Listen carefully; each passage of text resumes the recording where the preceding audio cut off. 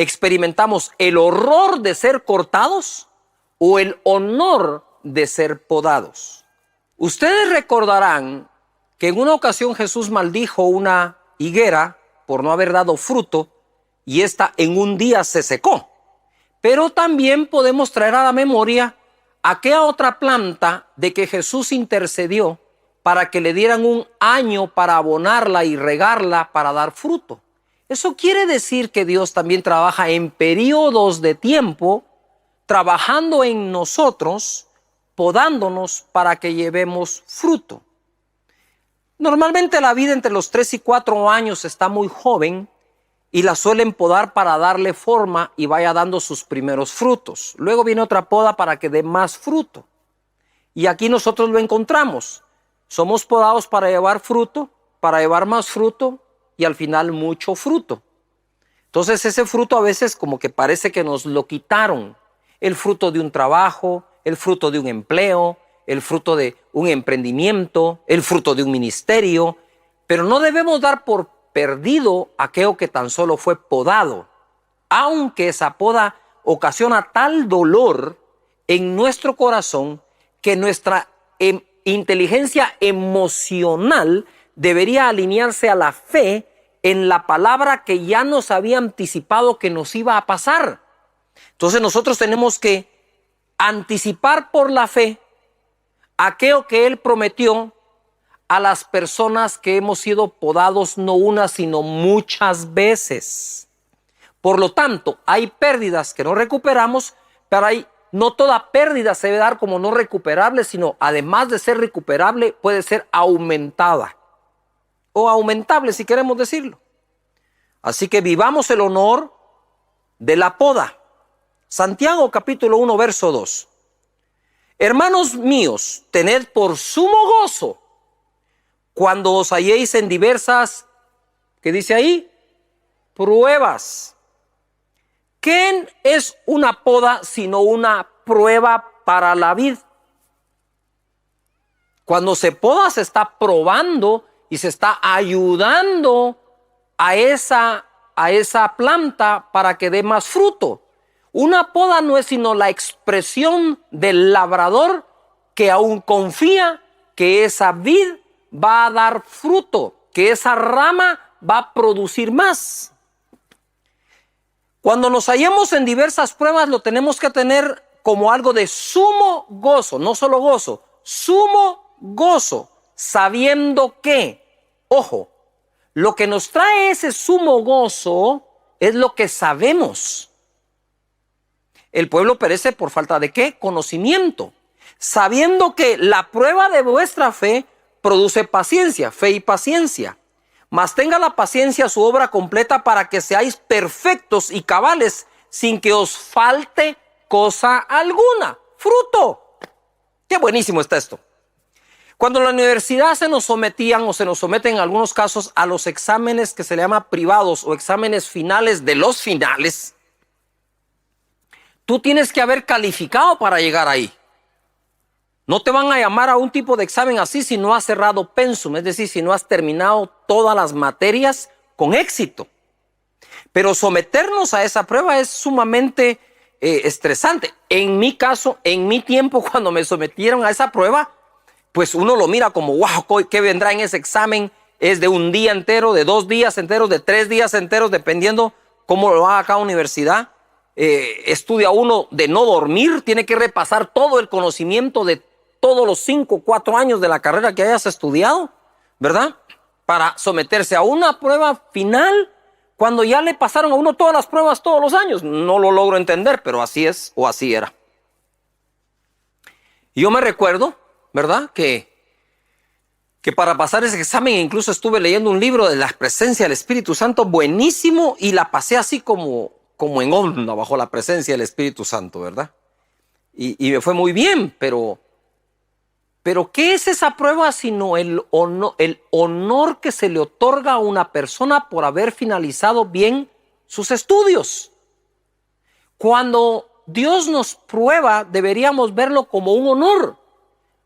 Así como la vid, cuando la podan, dice, wow, no están pensando en arrancarme de raíz en cortarme, no están pensando en quemarme, están pensando en que puedo dar más fruto.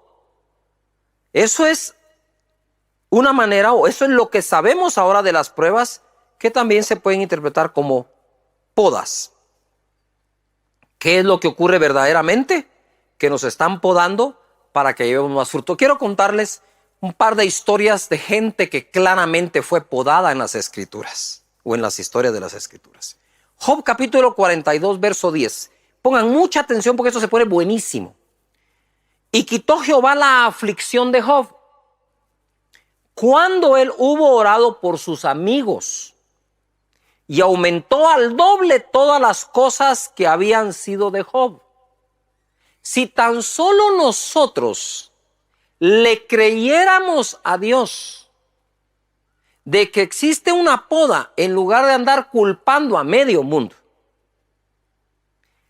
Dice la Escritura que Dios le quitó la aflicción a Job, que vaya si fue afligido, cuando él hubo orado por sus amigos, y le dio el doble de todas las cosas que habían sido de Job o le habían sido podadas. Y vinieron a él todos sus hermanos y todas sus hermanas y todos los que antes le habían conocido, y comieron con él pan en su casa y se condolieron de él y le consolaron de todo aquel mal que Jehová había traído sobre él. Esa era la interpretación de ellos. Sabemos que no es Dios el que se la trajo. Y cada uno de ellos le dio una pieza de dinero y un anillo de oro. Y ahí empezó a Dios a darle señal a Job que en aquello que había sido podado, ahora iba a ser aumentado. Es decir, si vemos a Job como una vid, como una rama de la vid, le fue quitado el fruto, o le fueron podadas las ramas, ¿para qué? Para que llevara más fruto. Ahora va a tener el doble. Ahora va a ser una rama con el doble de fruto. Mira, dice el verso 12, y bendijo Jehová el postrer estado de Job más que el primero, porque tuvo 14,000 ovejas, 6,000 camellos, 1,000 yuntas de bueyes y 1,000 asnas, y tuvo 7 hijos y 3 hijas. Llamó el nombre de la primera Gemima.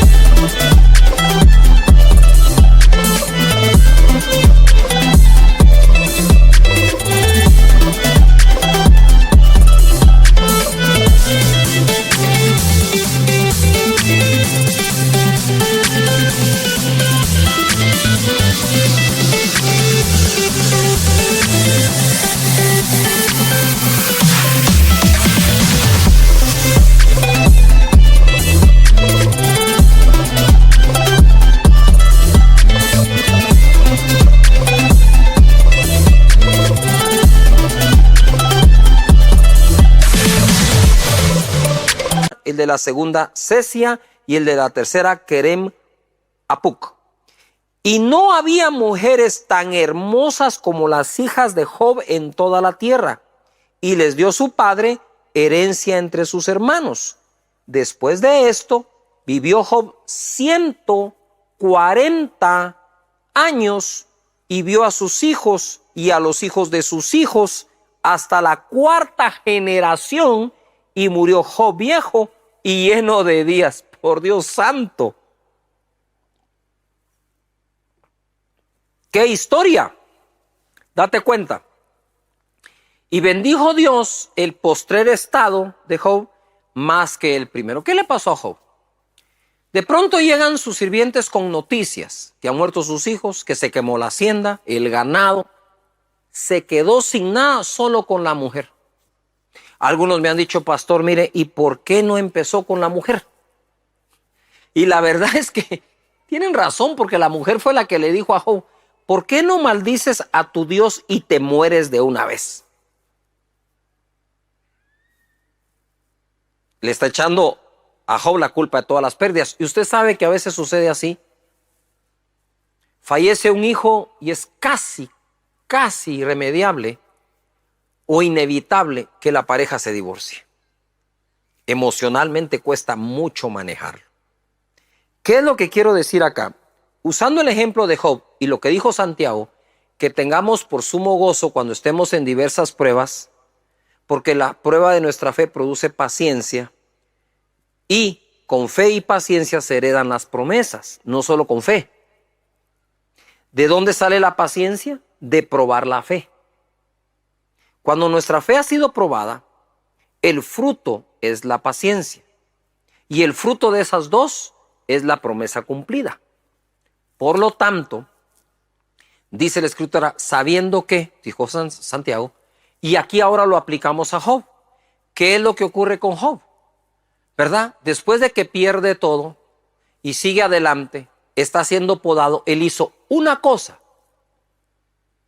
Le salió un pequeño vástago.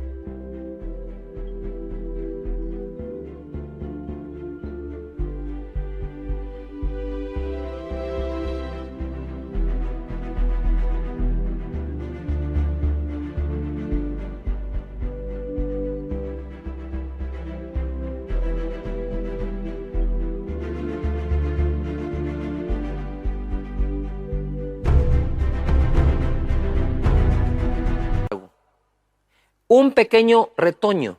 ¿Cuál fue ese, pastor? Y lo bendijo Dios y quitó su aflicción cuando hubo orado por sus amigos. En medio de todo, él no había orado prácticamente por nadie. Pero cuando él empieza a orar por sus amigos, ahí se empezó a ver que venía el fruto. No note esto. Empieza el fruto a darse.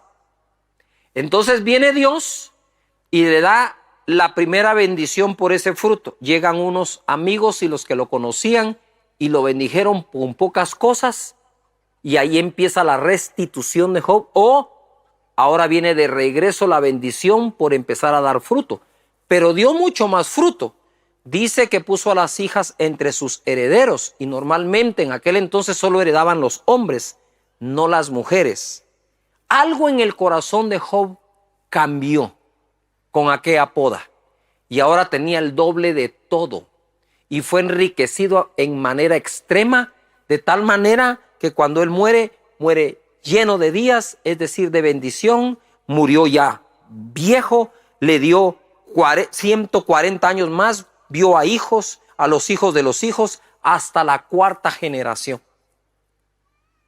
Así que, si estás pasando por alguna prueba creyendo que todo lo has perdido, no podrías darte tú la oportunidad, deberías darte la oportunidad de pensar y de creer que no es una pérdida, sino una poda. Y la poda es un honor.